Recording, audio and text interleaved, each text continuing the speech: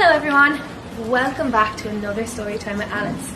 Today I'm here in the glass houses where some of our strawberries are just growing and they'll be ready to be picked soon. Watching them grow made me think of a story that I have here in my book. Would you like to hear it?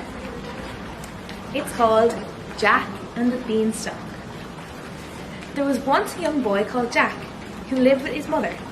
They had no money and nothing left to eat. "We'll have no choice but to sell Bluebell, our old cow," said Jack's mother. "Take her to the market and sell her for a good price." So Jack set off with Bluebell. Before long, he met an old man who asked, "Are you selling that fine cow?" "Yes," Jack replied. "Well, I'll give you these magic beans for her," said the man.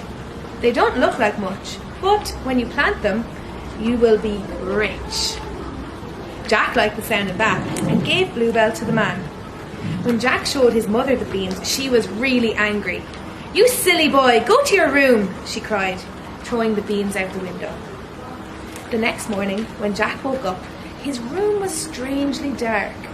He looked out his window and saw a plant so tall that he couldn't even see the top of it. "It must be that magic beanstalk," he cried. Jack started to climb. When he reached the top, he saw a giant house. Jack's tummy was rumbling with the hunger, so he knocked on the enormous door. Knock, knock, knock. And a giant woman answered. "May I have some breakfast?" asked Jack. "You will be my breakfast if my husband sees you," says the woman. But Jack begged and pleaded, and at last the giant's wife let him in. She gave him some bread and milk and hid him in the cupboard. Soon Jack heard loud footsteps and felt the cupboard shake. "Fee, fi, fo, fum. I smell the blood of an Englishman," roared the giant. "Don't be silly," said the giant's wife. "You just smell the sausages that I cooked for your breakfast."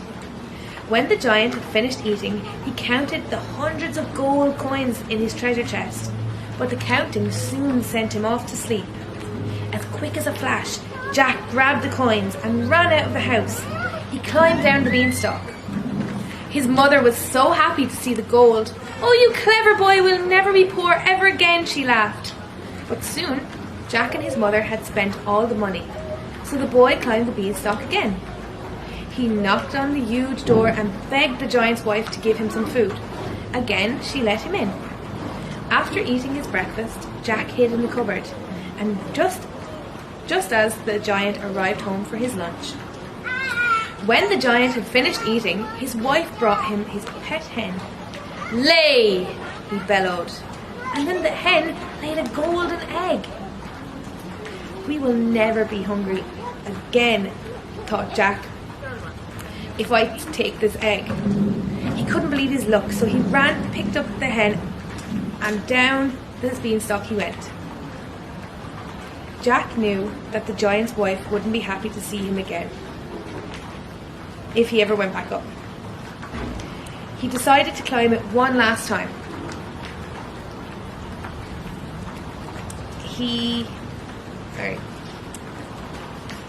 So he hid in the cupboard again. When the giant came home, his wife brought him his magic harp.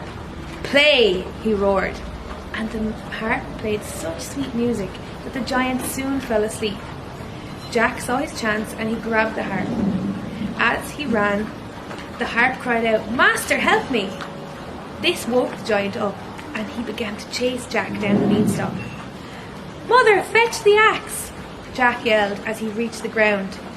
He chopped the beanstalk down with all of his might, and it went creak. The giant quickly climbed back to the top just before the beanstalk crashed totally to the ground. When his mother heard the harp play, she laughed and hugged Jack tightly. "My clever boy," she said, and the two of them lived happily ever after. The end.